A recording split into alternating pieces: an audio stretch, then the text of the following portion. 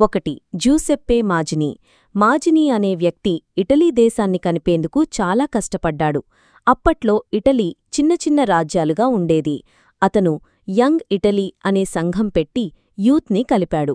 మనమంతా ఒక్కటే, మనకోసం మనదేశం కావాలి అన్న భావన తీసుకొచ్చాడు.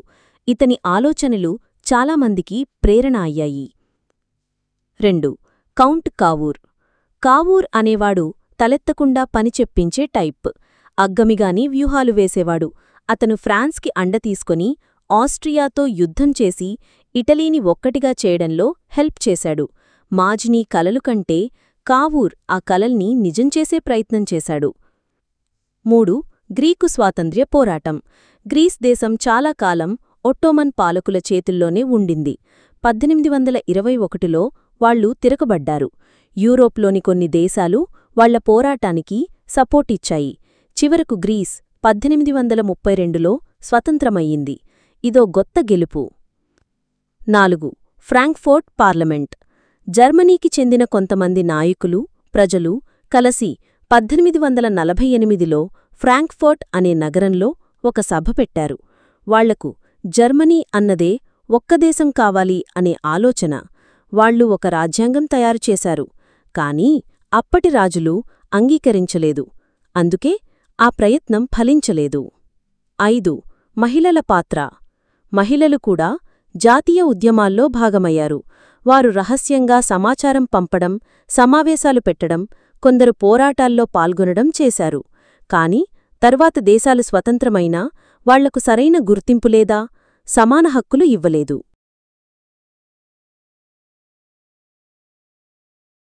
ఫ్రెంచ్ విప్లవం సమయంలో ప్రజల్లో ఒక దేశం అన్న భావన కలగాలంటే మనం అన్నదే ఒకటే అనే ఏకత్వ భావన అవసరమని విప్లవకారులు గుర్తించారు. అందుకోసం వాళ్లు చాలా కొత్త మార్పులు చేశారు. వాళ్లు ముందు జాతీయ గీతమంటే మార్సెల్లేజ్ ను స్వీకరించారు. దీనివల్ల ప్రజలందరిలో దేశభక్తి పెరిగింది. అలాగే నల్ల, తెలుపు, ఎరుపు రంగులతో జాతీయ జెండా రూపొందించారు. ఇవి ప్రతి ఒక్కరికీ ఇది మన దేశం అనే గుర్తింపునిచ్చాయి. ఇంకా పాత రాజుల గుర్తులను తొలగించి స్వాతంత్ర్యం, సమానత్వం, బంధుత్వం, లిబర్టీ, ఈక్వాలిటీ, ఫ్రెటర్నిటీ అనే విలువలను ప్రాముఖ్యంగా ముందుకు తెచ్చారు. ప్రజలన్నీ ఒకేలా మన దేశానికి చెందాము అన్న భావన అందులో ఉంది. పాఠశాలలలో కూడా మార్పులు చేశారు. పిల్లలకి మీరు ఫ్రెంచ్ ప్రజలు అనే భావన బలంగా నేర్పారు. కొత్త పాఠ్యాంశాల్లో దేశభక్తి, జాతీయతా భావనలు బోధించారు. ఇది బాలలతో పాటు పెద్దల్లో కూడా జాతీయ చైతన్యాన్ని పెంచింది. వాళ్లు పాత క్యాలెండర్ తొలగించి కొత్త విప్లవ క్యాలెండర్ ప్రవేశపెట్టారు. అలాగే జాతీయ వేడుకలు, సెలవులు కొత్తగా పెట్టారు. ఇవి అందరినీ ఒకే సంబరాల్లో భాగం కావాలనేలా మార్చాయి. అంతేకాకుండా ప్రతి ఒక్క పౌరుడు సమానమే అని ప్రచారం చేశారు. రాజు, అరిస్టోక్రాట్, పేద అనే తేడాలు లేకుండా మనమంతా ఒకే దేశానికి చెందాము అన్న నమ్మకం కలిగించారండి. ఇలా ఫ్రెంచ్ విప్లవకారులు పాటలు, జెండాలు, విద్య, చట్టాలు, సెలవులు వంటి మార్గాల ద్వారా ప్రజలందరిలో ఒకటైన జాతీయ గుర్తింపును, ఒక ఫ్రెంచ్ పౌరుడిగా గుర్తించే భావనను ఏర్పరిచారు.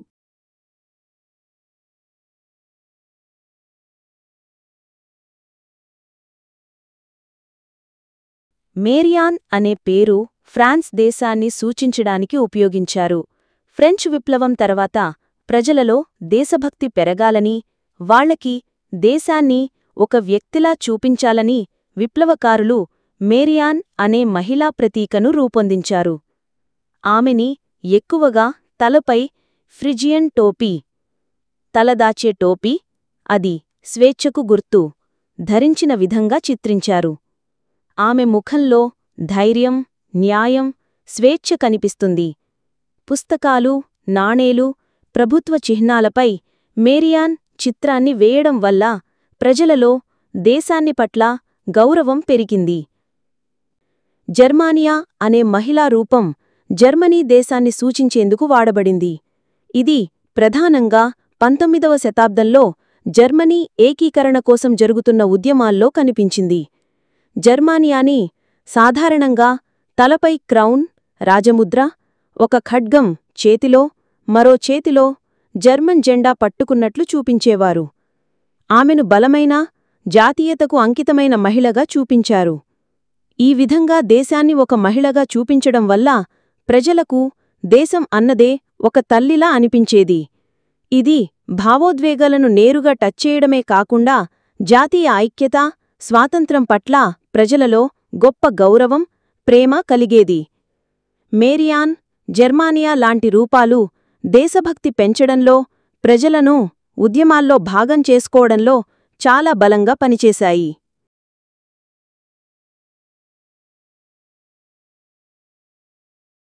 19వ శతాబ్దం మధ్యలో జర్మనీ అనేది ఒకే దేశం కాదు. అది చిన్న చిన్న 39 రాష్ట్రాలుగా విడిపోయి ఉండేది. వాటిలో ప్రూషియా అనే రాజ్యం చాలా బలంగా ఉండేది. జర్మనీని ఒక్కటిగా చెయ్యాలన్న ఆలోచన ప్రజల్లో అప్పటికే పెరుగుతోంది. కాని దాన్ని కార్యరూపంలోకి తెచ్చిన వ్యక్తి ఒటో వాన్ బిస్మార్క్. బిస్మార్క్ ప్రూషియా ప్రధాని. అతను రక్తం మరియు ఇనుటొని విధానంతో, అంటే యుద్ధం, వ్యూహాలు ద్వారా జర్మనీని ఏకం చెయ్యాలని నిర్ణయించాడు. మొదట అతను డెన్మార్క్తో యుద్ధం చేసి 2 జర్మన్ రాష్ట్రాలను తీసుకున్నాడు.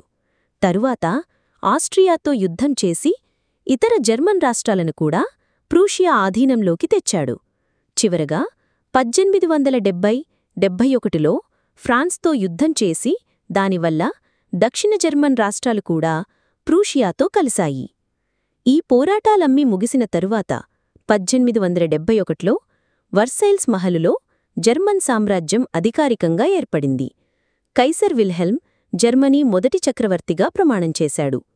ఇలా యుద్ధాల ద్వారా బిస్మార్క్ నాయకత్వంలో జర్మనీ ఏకీకరణ విజయవంతంగా పూర్తయింది.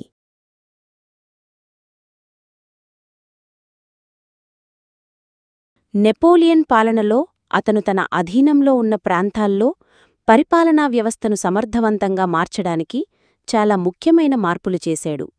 అతను సామాన్యుల హక్కులను, వ్యవస్థను, చట్టాలను ఒకేలా తీసుకువచ్చేలా పనిచేశాడు.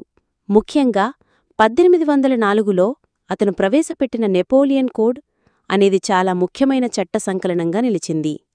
దీని ద్వారా కులమత పక్షపాతం తొలగించి ఒకే విధమైన చట్టం అందరికీ వర్తించేలా చేశాడు. చర్చిలు, రాజవంశాల చేతిలో ఉన్న ప్రత్యేక హక్కులను రద్దు చేశాడు. ఇలా చెయ్యడం వల్ల ప్రజలందరికీ సమానత్వ భావన వచ్చింది. అతను రెవెన్యూ సిస్టమ్, పన్నుల విధానంలో కూడా మార్పులు చేశాడు. పన్నుల వసూలు పద్ధతులు క్లియర్గానూ, న్యాయంగా ఉండేలా చేశాడు. అంతేకాక తూగులు, కొలతలు, కరెన్సీ వంటి వ్యవస్థలను యూనిఫై పరిచాడు. దీనివలన వ్యాపార లావాదేవీలు సులభమయ్యాయి. నెపోలియన్ సెంట్రలైజ్డ్ అడ్మినిస్ట్రేషన్ ప్రవేశపెట్టాడు. అంటే అన్ని వ్యవస్థలు ఒకే కేంద్రానికి లోబడి ఉండేవి. అధికారులు నియమితులుగా ఉండేవారు. వారిని ప్రజలు కాకుండా ప్రభుత్వం నియమించేది. ఇది పరిపాలనను సమర్థవంతంగా మార్చింది. యూస్ఫుల్ అనిపిస్తే లైక్ చేయండి, ఫ్రెండ్స్కి షేర్ చేయండి. మరిన్ని వీడియోల కోసం సబ్స్క్రైబ్ చేయండి. ఎడ్యు AI ఇన్ఫో.